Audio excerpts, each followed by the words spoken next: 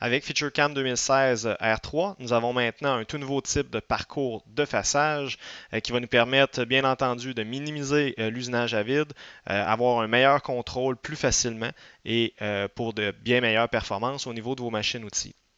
La pièce que j'ai à vous présenter, on le voit, c'est une pièce de type cylindrique. Donc, si je regarde au niveau des dimensions de mon brut, on va s'apercevoir que c'est quand même une pièce qui est assez grande en dimension. On a un diamètre extérieur d'environ 47 pouces et demi et un diamètre intérieur de 42 pouces. Si on y va avec un façage traditionnel, comme on est habitué de le voir, donc je vais venir ici tout simplement sélectionner un façage de type traditionnel.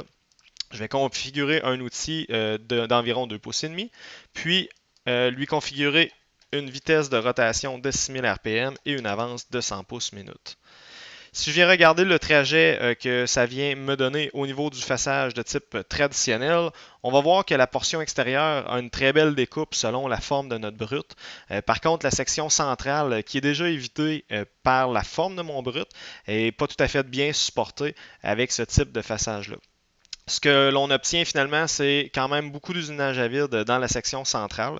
Une section à vide qui pouvait être limitée par la création d'un feature de type toolpath, puis une édition manuelle qui pouvait être quand même assez complexe à venir faire, mais on aurait été capable d'avoir quand même de belles performances à ce niveau-là. Si on reste avec le façage de type conventionnel, puis on vient regarder le temps d'usinage pour usiner cette pièce-là, on va se rendre compte qu'on a un temps d'usinage d'environ 10 minutes 30, donc 10 minutes et demie pour venir seulement facer le dessus de notre pièce. Le nouveau parcours que j'ai à vous présenter aujourd'hui, ça va être disponible au niveau d'une macro. Donc, on va tout simplement aller au niveau des macros dans FeatureCam. Comme vous le savez, on a déjà une nouvelle librairie de macros qui est disponible ici. On a tout simplement à cliquer sur le bouton pour l'ouvrir. On peut faire une recherche de la macro si on connaît exactement son nom. Sinon, cette nouvelle macro-là va se retrouver au niveau des User Defined Features et elle va se nommer UDF Spiral Face.bas. Donc tout ce qu'on a à faire, c'est de la sélectionner ici. On va appuyer sur le bouton Load, puis par la suite, bien entendu, on va l'avoir au niveau de notre menu Macro Add-ins qui va être tout simplement activé à cause de son crochet à côté de son nom. Une fois que ça c'est fait, tout ce qu'on a à faire, c'est d'aller au niveau de nos parcours. Donc, on va se créer un nouveau feature de type User. Puis, on va voir à ce moment-là que nous avons notre Spiral Face qui va être disponible dans cette section-là. Au niveau de la configuration, donc on va avoir quelques questions à venir compléter. La première, si on veut travailler en usinage conventionnel ou en usinage en avalant. La deuxième va être la sélection du type de toolpath. Donc, on va avoir deux types de toolpath disponibles, soit la spirale rectangulaire ou une spirale circulaire. Si jamais on hésite entre les deux, on peut tout simplement laisser le tout à automatique. C'est FeatureCam qui va analyser la forme de notre brut à venir facer, puis c'est lui qui va venir décider quel type de parcours serait le mieux à ce moment-là. Au niveau des entrées, donc si on veut avoir une entrée qui serait en transition plus arrondie avec un arc de cercle, on aurait tout simplement à lui dire qu'on désire avoir cette fonctionnalité-là.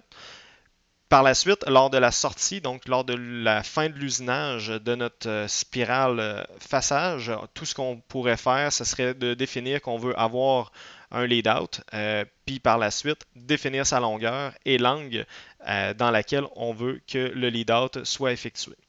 La dernière option, le stock curve, si jamais on a déjà une courbe de brut qui est disponible, qui a la forme finalement du façage qu'on veut faire, on pourrait tout simplement venir faire une sélection d'une courbe déjà existante pour par la suite venir centraliser notre façage directement sur une courbe de brut. Donc dans mon cas ici, je vais laisser les valeurs qui sont là par défaut, tout simplement appuyer sur Finish et aller configurer exactement le même outil avec la même vitesse de rotation de ma broche et la même avance en pouces minutes pour comparer nos deux types de trajets. Donc si je lance une simulation de mon parcours ici, je vais tout simplement cacher ma pièce pour une meilleure visualisation. Puis je vais faire apparaître mon brut, donc pour voir vraiment la forme du brut que nous avons à venir facer. On va voir à ce moment-là que mon outil va venir tout simplement plonger en dehors de mon matériel et effectuer une spirale constante pour aller vraiment jusqu'en plein centre de ma pièce. Si on veut s'assurer d'avoir un nettoyage complet, on a aussi des options au niveau du façage qui, par exemple, au niveau de la dernière passe, de combien qu'on voudrait que notre outil sorte de notre dernière passe. Donc, dans mon cas ici, je vais tout simplement le configurer à 75% pour m'assurer d'avoir un nettoyage complet sur toute ma pièce à ce moment-là. Si on vient comparer le temps d'usinage versus qu'est-ce qu'on avait tout à l'heure, donc notre temps d'usinage était d'environ 10 minutes 30 secondes. Avec ce type de parcours-là, on est à 6 minutes pour venir faire exactement le même façage, avec bien entendu une pression qui est toujours constante au niveau de la prise d'enlèvement de matière. Donc, on va avoir un meilleur contrôle au niveau de la pression d'outil, la pression sur l'outil qui va être appliquée. Puis, en plus, on va vraiment venir de façon considérable diminuer notre temps d'usinage à ce niveau-là. Une autre chose qui est intéressante, c'est que même si c'est un feature qui fonctionne sous la forme d'une macro, elle s'adapte automatiquement au niveau des changements de notre brut. C'est-à-dire que si jamais mon brut, pour une raison quelconque, on aurait un diamètre intérieur qui viendrait se modifier considérablement ici à une valeur d'environ 20 pouces de diamètre.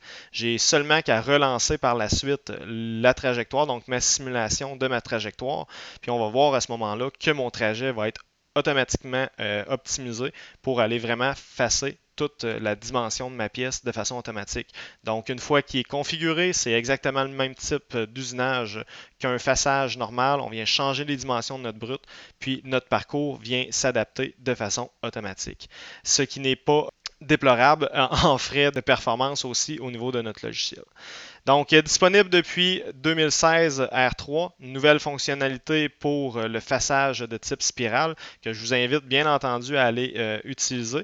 Puis, si vous avez des questions, vous connaissez nos numéros, donc le 819-823-9944. Il va nous faire plaisir de répondre à toutes vos questions au niveau technique. Bonne journée!